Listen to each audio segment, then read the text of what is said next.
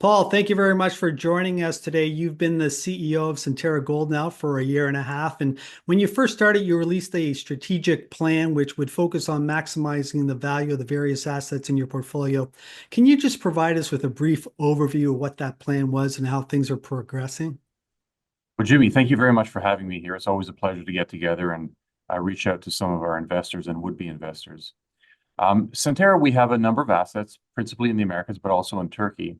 And the focus over the last year and year and a half really has been to demonstrate and communicate to the market, our shareholders, our stakeholders, the value that we see in each of our assets. It was our view a year and a half ago that all of the assets in the portfolio were not recognized for having the value that we think that they have. And through some good work on the commercial side, on the technical side, on the operating side, we believe we're starting to demonstrate the value that each of our assets has over and above what the market has given us credit for. And I'd say we started with Mount Milligan. It's our flagship asset. It has the potential for a very long life here in British Columbia. And we started with a renegotiation of the stream with our partner Royal Gold. And since then, we've launched into a technical program to extend the mine life, further exploration. We've also put out some news on our molybdenum assets. We're proceeding with the reopening of the Thompson Creek mine in Idaho. And we're also doing work in our project pipeline at Goldfield in Nevada and Chemes in British Columbia. So let's look at some of these assets in a little more detail. And I want to start with Mount Milligan, which is a gold copper mine located in the province of British Columbia. Can you just provide us with a brief overview on how things are performing at Mount Milligan? Yeah, so let me give a quick overview of what the asset is. It's a very large copper gold porphyry deposit, the type of which is fairly common in British Columbia. It is a large, it's really a copper flotation plant that was built just about 10 years ago. And we believe this asset has the potential for decades of production. We currently have a reserve on the books that sees production until 2035, but we see significant longevity beyond then. This is the deal that I alluded to earlier with Royal Gold. Approximately a year ago, we announced that we had come to a new agreement with Royal Gold, an additional streaming arrangement whereby the terms of the stream improve for Centerra in two steps, one roughly occurring in 2030 and the second occurring in 2035. This improvement in terms for Centerra has given us the confidence to invest in drilling and technical studies. So first out of the gate, it gave us a mine life to 2035, and we've got about 250 million tons of ore delineated that will support that mine life. But importantly, in addition to that, we have another 260 million tons, give or take 10 years at current throughput rates, that we could bring into the mine plan. And that amended stream is what gave us the incentive to advance studies there. So we are midstream right now on an engineering study that is looking at how do we add 7, 8, 9, 10 years of mine life in addition to the current 2035 that we have. And so what we're looking at is how do we create an optimized mine plan that brings those extra years into production? How do we potentially look at throughput enhancements in the process plant? How do we look at expansions to the tailings? And all of these things are part of the study that we are currently carrying out. So our immediate goal, and we're going to be putting out a study later this year, we intend, or our objective is to show a significant increase in mine life beyond 2035 at Mount Milligan. Now, it doesn't end there. We've also ramped up our exploration plans. We are doing drilling. We have continuity of mineralization to the west and to the south. And we believe that beyond the study that we're working on, there will be continued potential for expansion even beyond the scope of that study. So we're very excited about what we see at Mount Milligan.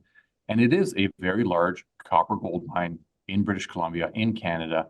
And these assets are pretty rare these days. And you've seen transactions in the market where assets in places like Canada are highly sought after and richly valued.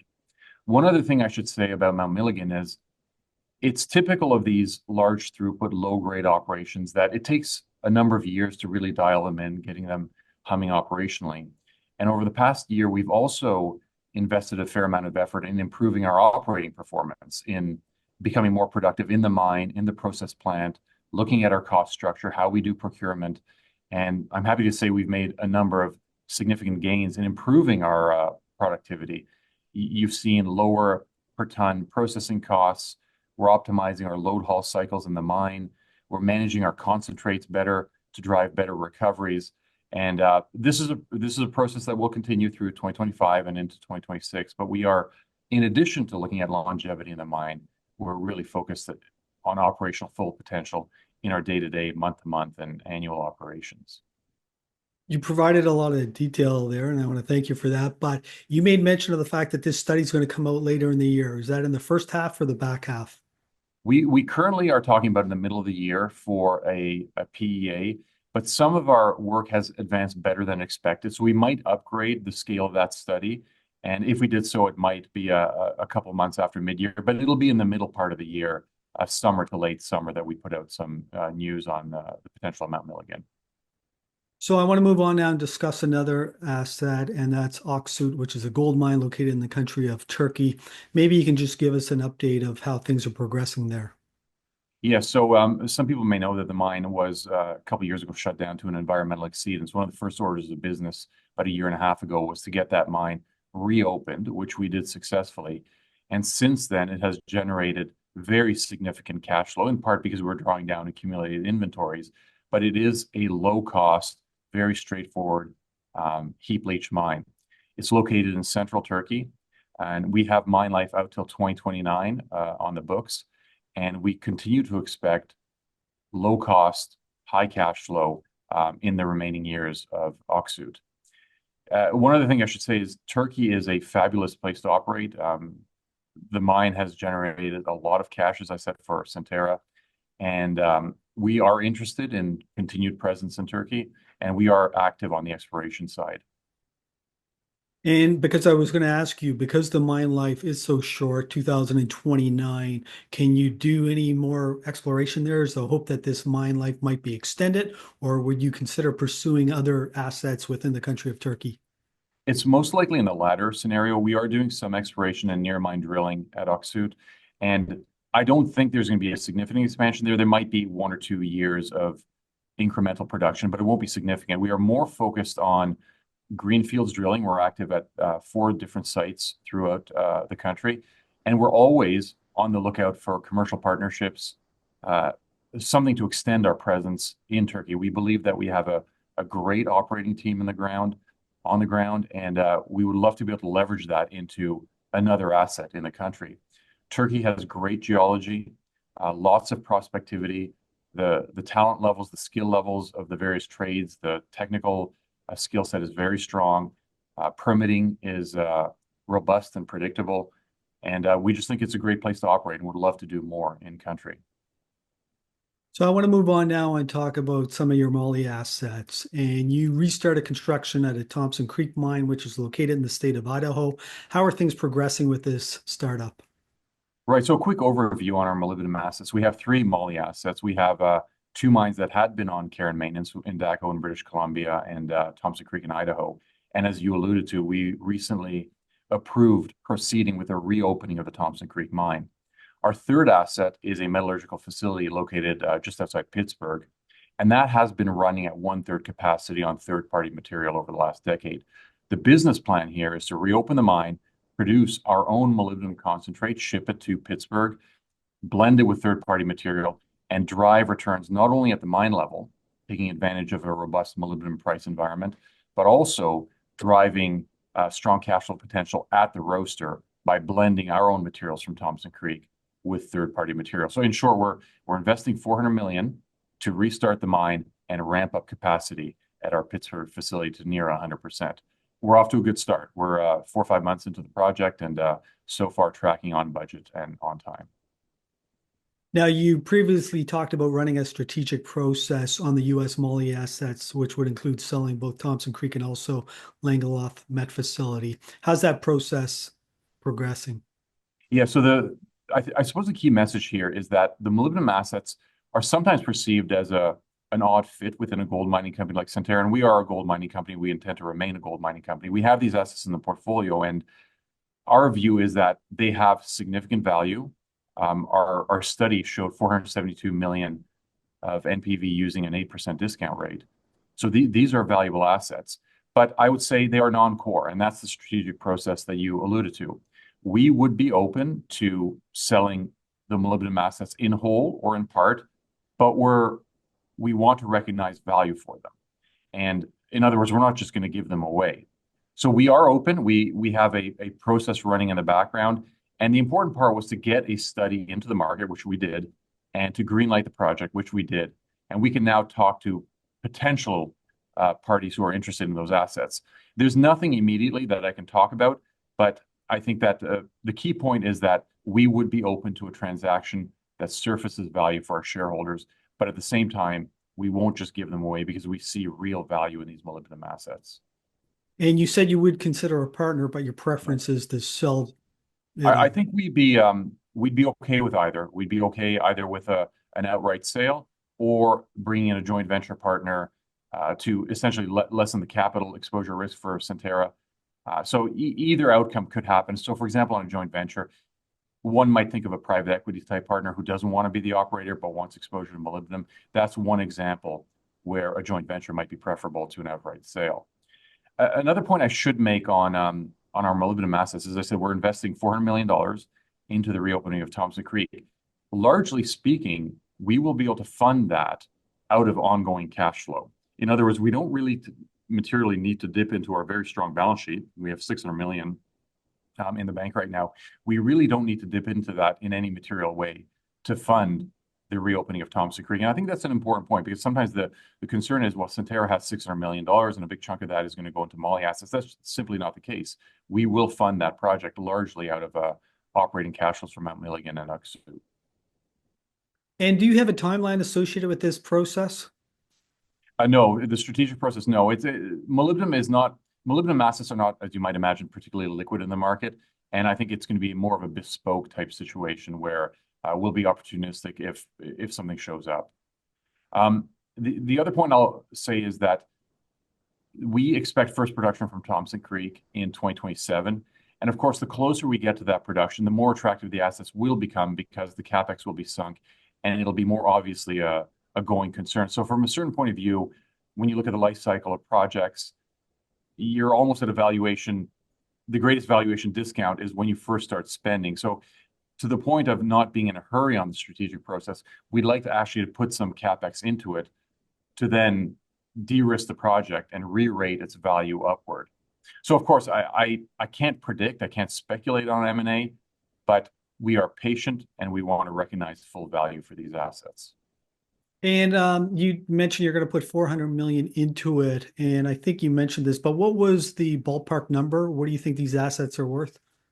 Well, we in our study we had 472 million of NPV using an 8% discount rate. So that's our value marker that's out there. I think that one of our challenges on valuation, we think we're very cheap. We think we trade at a very low PNAV, and we often get asked the question, well, given your cash in the bank, given your profile, your free cash flow generation, why do you trade at such a discount? And I think that there are several potential ways to look at this, but I think principally it's the molybdenum assets because we don't get credit for the moly assets because people buy us for gold and potentially copper exposure as well. So I think the moly assets are in some way the greatest source of our value disconnect. And if there were to be an exit or a monetization or a partial monetization, I think that will go a significant way to re-rate us and remove some of the discount that exists in the stock. Now, I suppose a part of the flip side of that valuation problem is we have 600 million of cash, and this is a market bullish for gold that does not reward a lot of cash in the bank. The market wants to see that cash deployed into gold production or gold development, and that allows me to segue into another broader part of our strategy. Our growth focus is in gold, so we are always on the lookout for acquisitions, either of producing assets, but we're also not averse to buying things that are later in the development stage, that are near production, where our cash would make sense to finish off the asset and bring it into production. But I suppose the point I want to communicate there is we are very active on the strategic front, looking for acquisitions. Now, as I said, as everybody knows, it's a bullish environment for gold right now, and so valuations are stretched. We're definitely looking for growth in gold, but it's not growth at all costs. And you mentioned that you would look at either a producer or a late stage developer. What jurisdictions would you look at? Well, we certainly, as some people may know, the history of Centerra was Kumtor, the mine in Kyrgyzstan, one of the richest gold mines in the world, and everybody knows about the exit of Centerra from Kyrgyzstan. And during that time period, over the last 3, 4, 5 years, the company strategically pivoted away from jurisdictions such as Kyrgyzstan, making acquisitions in British Columbia, Nevada. And I think we are now seen as a company that operates in safe, quote unquote, jurisdictions. We're British Columbia, we're Turkey, we're Nevada. And so when we look at our acquisition strategy, we are obviously biased to the places where we already operate. I already talked about Turkey being a very attractive place to invest. Certainly, that's something we'd continue to look at. But of course, Canada, the US, the places where we operate. And I'd say that we would be open to acquisitions in countries that have similar risk profiles to where we already operate. So, for example, there might be a couple of countries in South America, perhaps in the Balkans, that match that risk profile that we currently have. Okay, so you mentioned Nevada, and let's talk about your development projects that you have in your pipeline. Goldfield in Nevada and also Chemist in British Columbia. Can you just talk about what your plans are for these projects and how they might contribute to future growth? Yeah, so let me start with Chemist. It's the more substantial asset. We have nearly 4.5 million ounces of gold in resource there, and we have approximately 1.7 billion pounds of copper. So it's a very large deposit, similar to Mount Milligan, a big copper gold porphyry. It is also a past producer. It operated for over a decade with very good cash flow when it ran. And so it has all the infrastructure in place. It has a process plant, it has an airstrip, it has a camp, it has associated facilities, it has a power line, it has water. The replacement value of that infrastructure in this market is $2 to $3 billion to build that scale of mine. And I should add that many of the permits are in place, as well as agreements with First Nations in the area. So what we are looking at is there a more capital efficient way than was previously conceived to develop a project there?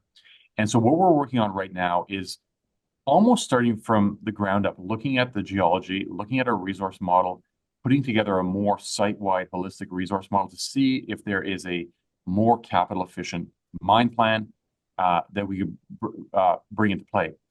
There would, of course, be some capital associated with refurbishing the equipment, the infrastructure, the plant that I described. But compared to a greenfield build, it would be much, much lower cost. Another point of historical context, Centerra had initially thought of developing a block cave concept at Chemist. And we view that as simply too capital intensive and too long a development timeline. In other words, too much risk in CapEx and development timeline, which is why we are doing a refreshed look at it. We have begun a study, and while we haven't communicated formally, we anticipate putting out some sort of study by the end of this year, the end of 2025, to give a perspective on what a path forward might look like for Chemist. But certainly in the current commodity price environment, both gold and copper are in very, very bullish parts of their cycle. An asset the size of Chemist, I think, could be an attractive component of our growth portfolio. So let me go to Goldfield. It's an acquisition that Centerra made coming up on 3 years ago now, I suppose. And the acquisition was predicated on a oxide and sulfide project. We did a pivot last year. We didn't think that was the right approach. So we are focused on an oxide-only heap leach, very simple flow sheet, very low CapEx. So our next step is to put out a resource on the deposit, and we intend to do that with our year-end figures here next month. So that'll be the next step on Goldfield, is an initial resource, and then we will outline a potential path forward. And that could include more study, more drilling, or we might pause it for a while. It'll depend on the size of the resource. I don't want to get ahead of myself here, but we'll put that out with our year-end news, like I said, next month. So let's talk about your balance sheet. You already mentioned that you have $600 million in cash. A lot of other gold miners out there are quite envious of that fact. But how will you allocate this cash in the coming year? Will you focus on buybacks, dividends? We've been very active on both the dividend and the buyback. We returned a significant amount of money to shareholders through both the dividend and the buyback over the last 18 months. We will continue the buyback. We were on the pace of just over 40 million last year. We intend to continue at that pace roughly. We'll continue to pay our dividend. We like to say that we have one of the highest yields among our gold mining peers, but we don't want to brag too much about that because a low yield just implies a low share price. We'd like to get our share price up, but the point is we pay a good dividend and we have a robust buyback program. We intend to continue both of those. In terms of other areas where we will invest our money, as I said, we are investing in exploration. We have greenfields projects, 4 of them in Turkey. We have a number of agreements with juniors in Ontario, in British Columbia, in Nevada as well, where we're active on greenfields programs. I said we're also doing the Thompson Creek project. That's part of the use of cash, but as I said, that will be largely funded out of ongoing operating cash flow. So the question then is, okay, you're paying a dividend, you're doing a buyback, you're doing exploration, you're funding Thompson Creek without materially dipping into the cash balance. Well, what else are you going to do? And this goes back to what I said, is that we are acquisitive. We want to make an acquisition where we can put that cash to work in a gold and maybe copper, but principally a gold type asset. Paul, as we wrap up, maybe you can just summarize for some of the events investors should be looking for in the coming months. Well, I think what I would begin with is the overarching story here is we think we're very cheap. We think we trade at a very low multiple. Whether you take the consensus multiple or our own view, we think we trade at a very low multiple. And we need to continue to deliver on our strategy, which is daylighting the value in our assets. So the milestones, the things that you refer to there, will involve, of course, our year-end numbers, which will have in there the resource number for Goldfield, but also we will clarify the scope of studies for Mount Milligan, as I hinted to earlier.